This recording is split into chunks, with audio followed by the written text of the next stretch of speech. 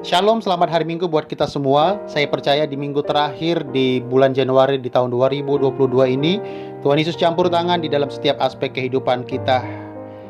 Saudaraku, saya yakin kalau kita akan mendirikan sebuah bangunan, kita tidak hanya menginginkan bangunan model yang bagus, melainkan juga kuat. Kalau kita ingin membeli sepatu, maka saya yakin yang kita pilih bukan hanya warnanya yang menarik, melainkan juga kuat dan juga tentunya tahan lama. Begitu pula dengan Tuhan. Tuhan ingin agar saudara dan saya menjadi orang Kristen yang kuat di dalam Tuhan, memiliki akan iman yang kokoh, mempunyai dasar iman yang teguh sehingga kita bisa menang ketika menghadapi segala tantangan dalam kehidupan kita. Ada 3 ciri orang yang kuat di dalam Tuhan. Ciri yang pertama, dia mampu mengatasi kegagalan. Orang yang kuat adalah orang yang mampu mengatasi kegagalan. Selama kita hidup, tentu kita banyak mengalami tantangan. Dan kalau kita tidak berhati-hati, maka kita bisa jatuh dan mengalami kegagalan. Namun apakah yang kita akan lakukan bila mana mengalami kegagalan? Apakah kita akan semakin terperosok? Ataukah kita akan segera bangkit dari kegagalan itu? Kalau kita memperhatikan tokoh-tokoh besar dalam Alkitab, saudaraku, mereka adalah orang-orang yang pernah mengalami kegagalan. Adam jatuh dalam dosa, Abraham, Musa, Daud, Salomo, bahkan seorang Rasul Petrus pernah gagal, pernah jatuh. Rasul Petrus menyangkal Yesus Kristus sampai 3 kali. Namun mereka adalah orang-orang yang tidak terbenam dalam kegagalan dan meraih kemenangan yang berasal dari Tuhan.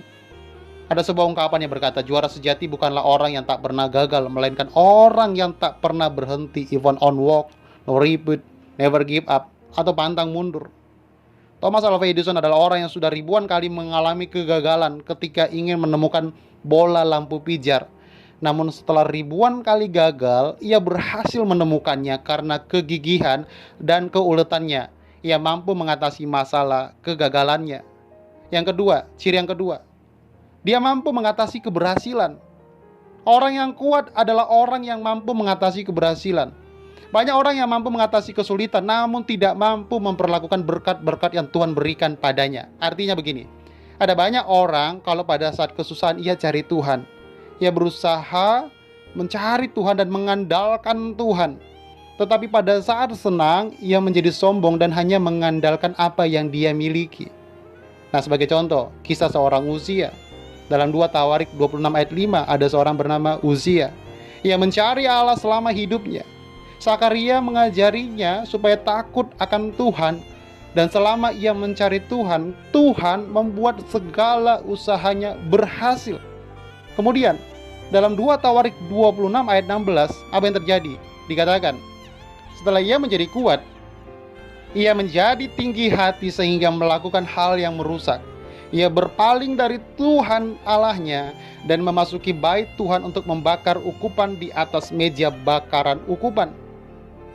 Ciri yang ketiga, saudaraku, dia mampu mengatasi kepahitan. Orang yang kuat di dalam Tuhan adalah orang yang mampu mengatasi kepahitan hati. Tidak ada orang yang suka dicela, tidak ada orang yang suka dikritik, tidak ada orang yang suka diejek, tidak ada orang yang suka dibully. Namun apabila kita tidak rela menerima semua itu karena Yesus Kristus, sebetulnya kita tidak layak baginya. Kita tidak layak bagi kerajaan Allah. Orang yang mudah tersinggung atau terluka perasaan bukanlah orang yang kuat di dalam Tuhan. Apalagi kalau saudara mau melayani Tuhan. Kita harus tahan banting, kita harus tahan terima kritikan, masukan-masukan atau pendapat-pendapat negatif dari orang lain yang mungkin merasa tidak suka atau iri hati terhadap keberadaan saudara dan saya. Yesus berkata, berbahagialah mereka yang tidak kecewa dan menolak aku. Haleluya.